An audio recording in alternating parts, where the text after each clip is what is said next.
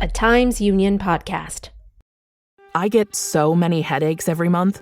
It could be chronic migraine, 15 or more headache days a month, each lasting 4 hours or more. Botox, onabotulinum toxin A, prevents headaches in adults with chronic migraine. It's not for those who have 14 or fewer headache days a month. Prescription Botox is injected by your doctor. Effects of Botox may spread hours to weeks after injection, causing serious symptoms. Alert your doctor right away, as difficulty swallowing, speaking, breathing, eye problems, or muscle weakness can be signs of a life-threatening condition. Patients with these conditions before injection are at highest risk. Side effects may include allergic reactions, neck and injection site pain, fatigue, and headache. Allergic reactions can include rash, welts, asthma symptoms, and dizziness. Don't receive Botox if there's a skin infection. Tell your doctor your medical history, muscle or nerve conditions, including ALS, Lou Gehrig's disease, myasthenia gravis or Lambert-Eaton syndrome, and medications, including botulinum toxins, as these may increase the risk of serious side effects. Why wait? Ask your doctor. Visit BotoxChronicMigraine.com or call 1-800-44-BOTOX to learn more. This podcast is supported by Anthropic, the public benefit corporation behind Claude. Everyone's got a hard question about AI. Your job, your kids, where it's going. Anthropic was built to surface those questions and share what it finds along the way, because there's hope in hard questions. Ask yours at claude.ai/Spotify and keep thinking. That's claude.ai/Spotify. I have covered a lot of stores and a lot of restaurants and a lot of things opening. I've never seen in my 20 plus years reporting anything generate this kind of interest.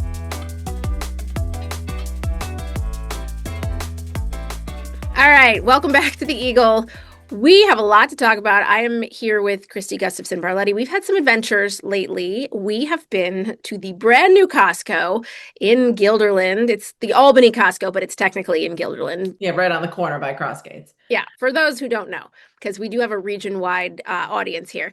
All right, so we went to Costco twice, actually, in the last 2 weeks. And we went and explored the store. We learned about different deals, different ways to shop at Costco. I think what I want to start with, though, is why we are doing so much Costco coverage. It's like Costco mania, right? We're not employed by Costco. We are a newspaper. We're journalists. Why is it important to cover something like this to the extent that we are covering it? What do you And I think that is a good question because, of course, there have been the critics who have said you're giving too much attention to Costco. And first of all, what is too much? I don't know. And I agree, we are giving a lot of attention to Costco, but our job is to cover the news and cover what people care about. So do we give too much attention to the Belmont when that's here, or are we giving too much attention to something else when that's going on? No, because that is what people care about at the moment. And the hard numbers show us that people care.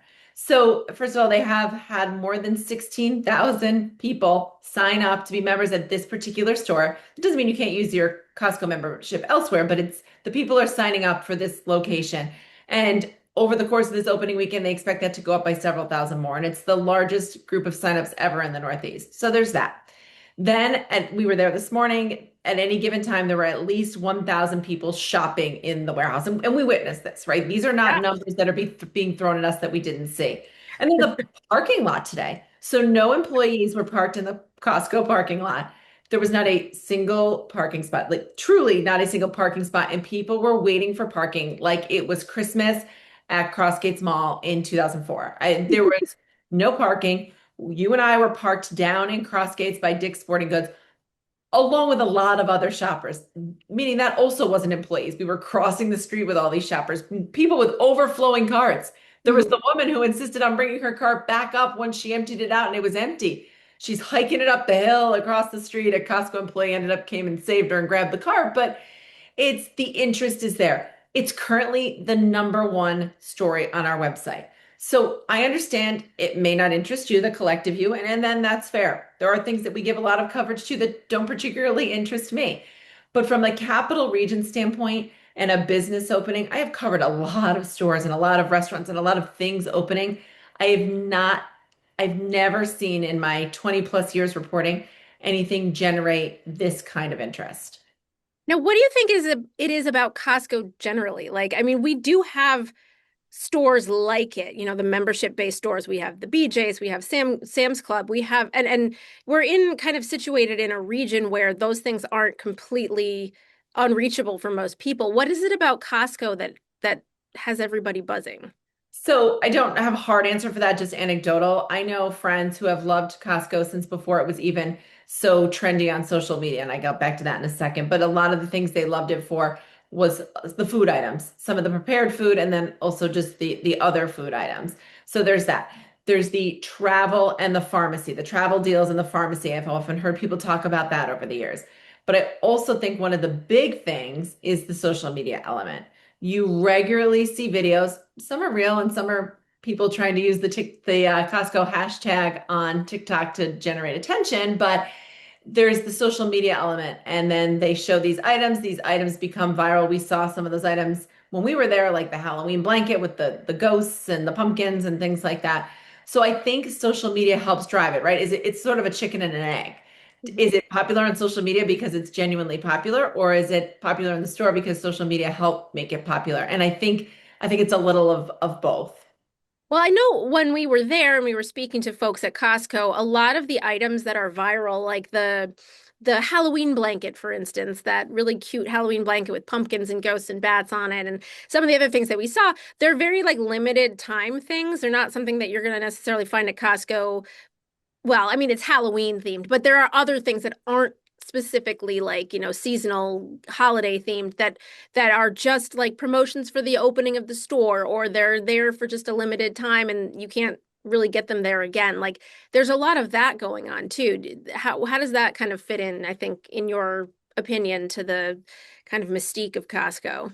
So one of the things going into it last week, I had mentioned that Esprit sweatshirt to you. There's two or three. There's a green and ivory, and I think maybe one other color. And I had been seeing that all over social media going into it. And when we went in there, Costco, the staff there said, "Oh yeah, this is one of our big sellers. People are looking for this." And when we went today, it had been moved up to the front of the store. And as soon as we walked in, we saw the Esprit sweatshirts, and they said, "Yes, look, we have put some of those viral items near the front of the store." Which I actually found interesting because you know how, like with a grocery store, the needs are in the back so that you have to walk all the way through and you kind of check everything else out on your way. But in this case, they put some of those needs right up front. Now, that doesn't mean you're going to grab your Costco sweatshirt and go to the register necessarily, but you could have because it was right there. They had some of those big Lego items right at the front door and things like that. But yes, an Esprit sweatshirt obviously is not seasonal per se, but those are some of those things that they don't necessarily stock all the time. So when it's there, there was a hunter crossbody. I think it's called a camera bag, although it's not intended to carry a camera. It's like a crossbody handbag. That was another one of those viral items, and they had that right by the front of the store too. They have a Buffalo Bills blow up for your front lawn or maybe in your house if your ceilings are tall. And that was a kind of item that was specifically for the opening of the store and that they didn't think would be restocked. And they don't have any Giants or Jets ones, so I think that they made an executive decision that the Buffalo Bills were the football team of choice here in the capital region, which, I think is true. But that was a gamble. You could have gone either way with that one.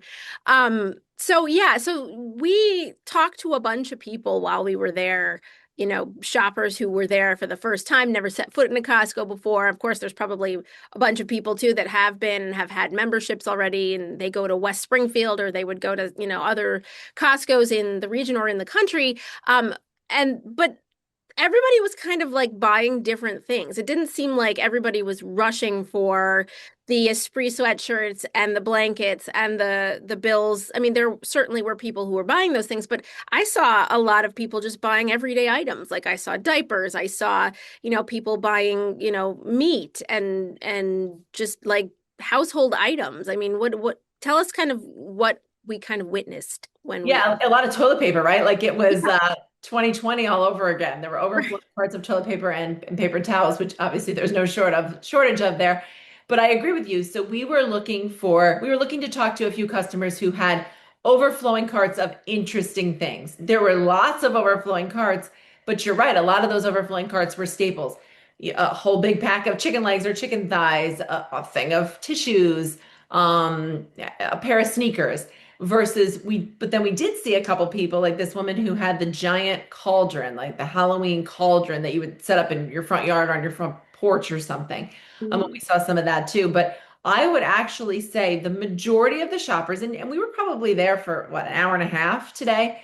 The majority of the shoppers were doing a lot of what I would call staple shopping, which I thought was interesting for your first visit there to be cans of tuna or cases of seltzer, um, or somebody had an electric toothbrush, things like that, versus I wanted to see somebody buying, there's a Kohler toilet, or there's that purple mattress, there's a sauna. Not that the sauna is going in your cart, but they have saunas, they have hot tubs.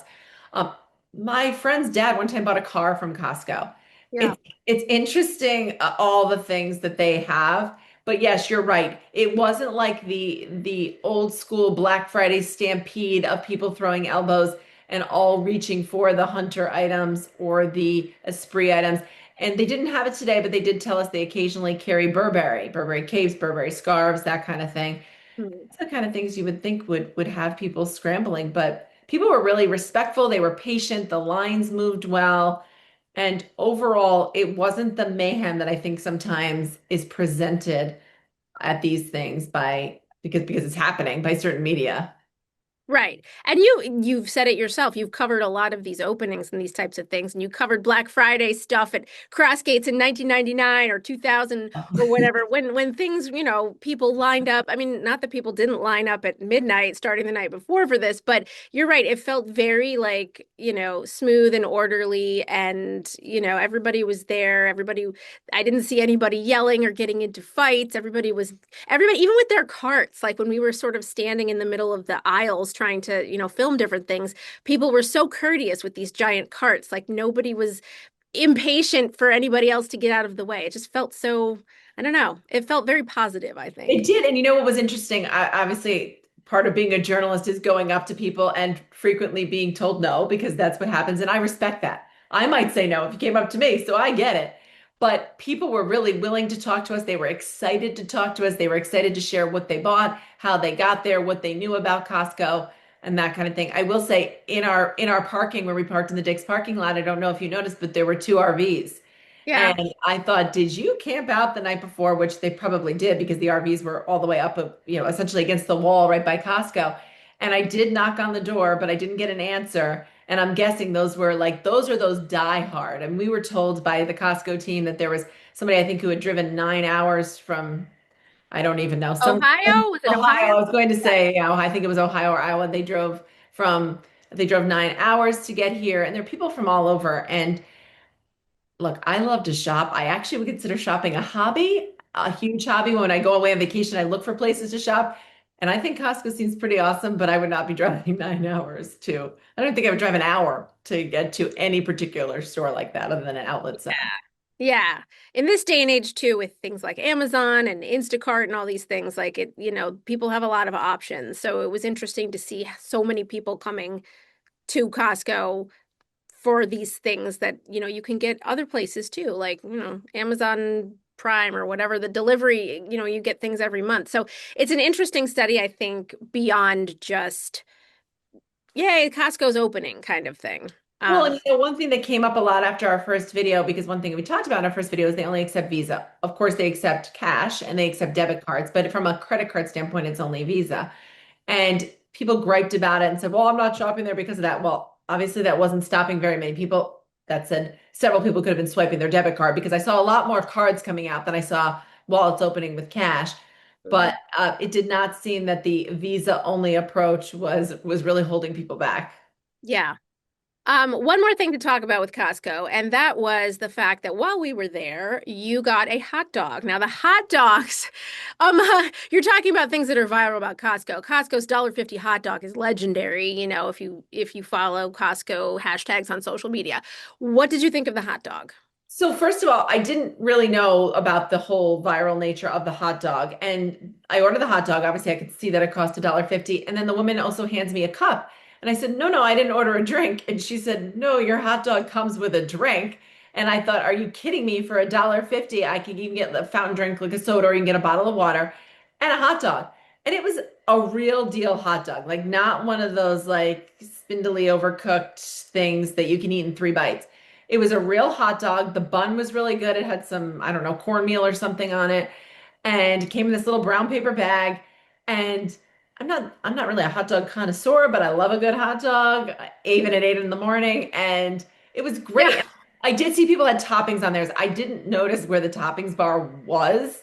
So I had mine plain, but apparently there is like you could also get like chopped onions and obviously ketchup, mustard, and all the relish, all the basics for it as well. So yeah, my arteries wouldn't like it, but my wallet would like eating lunch there daily because $1.50 for a drink and a hot dog is great.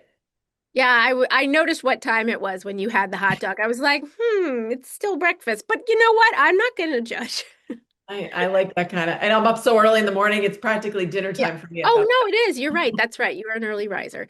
Speaking of food, though, Costco was not the only opening today, kind of big opening of something that we haven't really had much of, if at all, in this region, and that is Shake Shack, which you also got to go to the day before it opened. So tell us all about Shake Shack and what's up point. with that.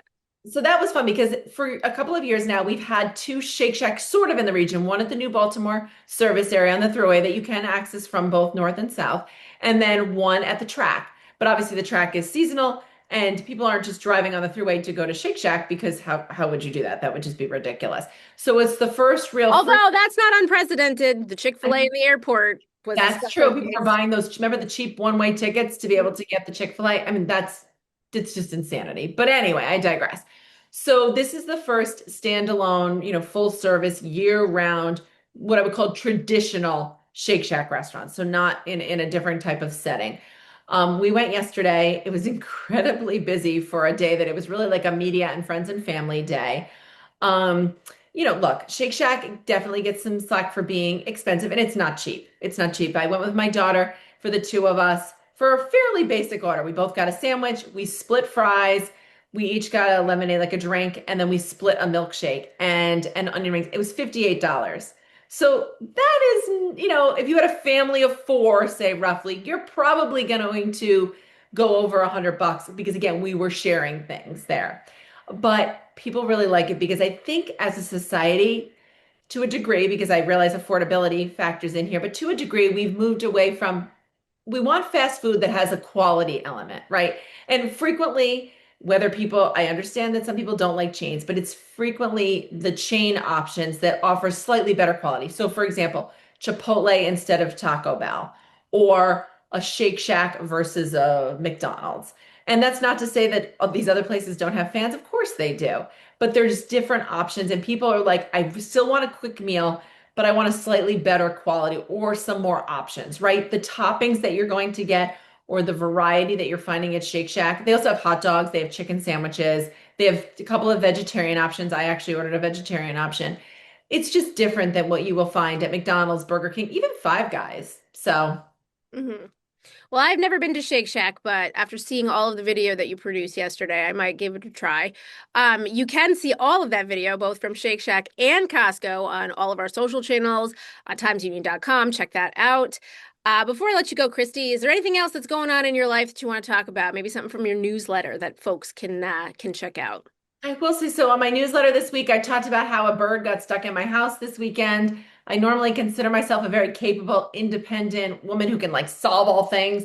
My husband was away. I could not solve the bird. I ended up solving the bird, but it took a few hours and a couple of funky traps, and I was very distressed. I do not like birds. I don't like things that fly, animals that fly, but then yet my heart couldn't bring me to let the bird die.